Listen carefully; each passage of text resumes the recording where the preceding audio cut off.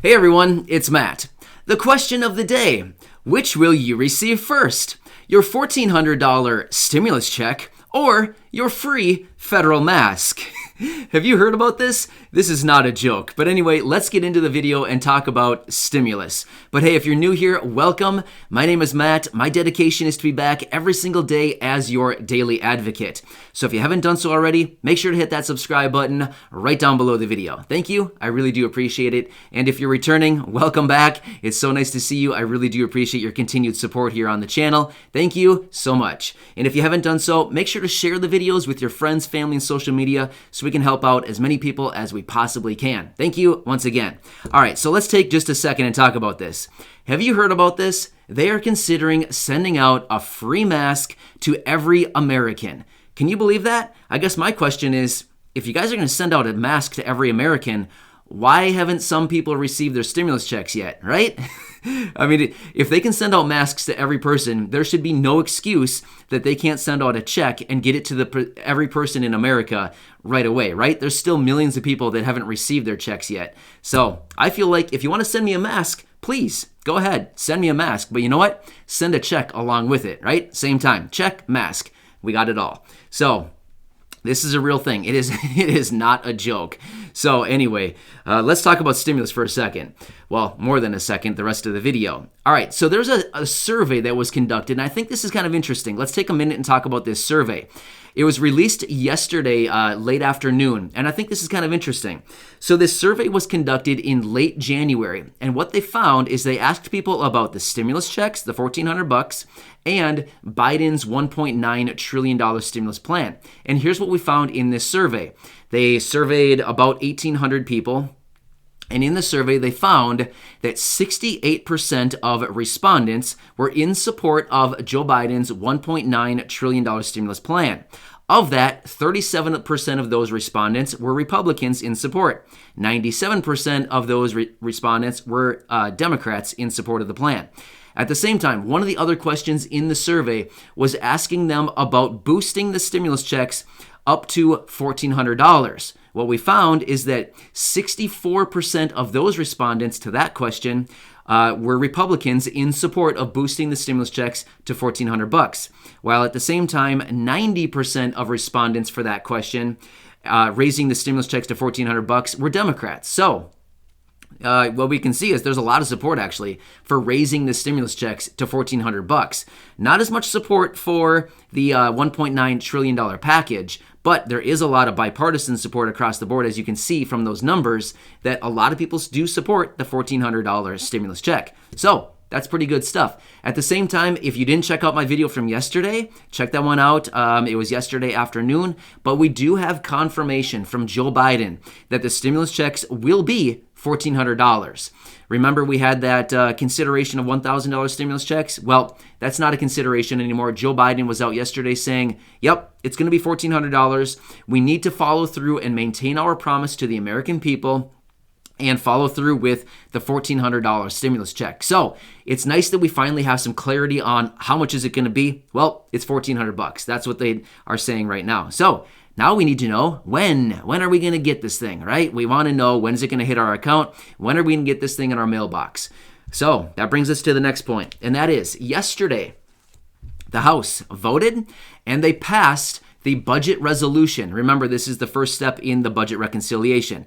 There's a lot of steps in this, and there's a lot of voting, and they voted yesterday to pass it. So if you're seeing headlines and videos saying, it's passed, yeah, it's the budget resolution. That's all that passed the House.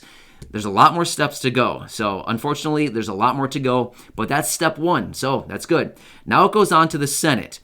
So the Senate is going to be in a voting marathon this afternoon. They're going to start voting on the all these amendments. So here's what's interesting. As of last night, there were 550 amendments filed. As of last night, 550 amendments filed. That's a lot. So anyway, the Senate is going to be voting starting this afternoon. What they're planning on doing is about 20-minute votes. They're planning on doing about 3 votes per hour, so about 1 vote every 20 minutes. They're going to be focusing on, and this is going to be a voting marathon. They're expecting this thing to extend late into tonight, early into tomorrow morning to get through all of this voting and consider all of these amendments. If they happen to consider any of these amendments and take them into action, the bill or the proposal would need to, or the resolution, I should say, would need to go back to the House and need to be passed once again. So the House is going to be staying in session tomorrow, just in case the Senate needs to reconsider any of this and send it back to the House for another round of voting. So a lot of stuff going on. So we need to be, we need to feel bad for the Senate right now because these poor guys need to actually work for once in their life. And today they'll be spending a few hours, spending a bunch of time voting. So poor guys, they'll be up late tonight, past their bedtime, working on the behalf of all of us, the American people. So let's think about them all day today while they are working. So yeah, it's nice that they're actually doing their job for once, right? How many people like that? Yeah, Senate, take that, senators. You guys actually need to work for once in your life. But anyway, that's just me being a little bit critical on them because, a lot of people down in the comment section, they're like, these guys only work for like 1 hour a day, right? So yeah, at least they're going to be voting on this, and at least we're getting a little bit of action out of this. So that's pretty good stuff. All right, so well, I mentioned that yesterday about Biden, the stimulus checks and confirming the $1,400. So this is good. We're getting some action, which is actually really good. You know what? I mean, I know it's a really slow process. There's a lot of voting, but at least they're moving through the steps that they need to take to at least get something passed. Now, we have a deadline as far as when they plan on getting this thing passed, and that is March 1st. Their plan is to get this thing passed by March 1st, some type of stimulus package, stimulus bill. Now remember, I realize you think that's probably a really long time from now. It's a long time. It's, almost a month away. We also have to remember, we're already a few days into February, and February is the shortest month of the year. So the end of the month, March 1st, is really not that far away. Time goes very fast when it comes to all this stuff, and they need to move through all these steps. They know it takes time. All of us know it takes time, so they need to start acting now and be proactive to work quickly to get this thing passed by March 1st. So that'll actually be pretty good here.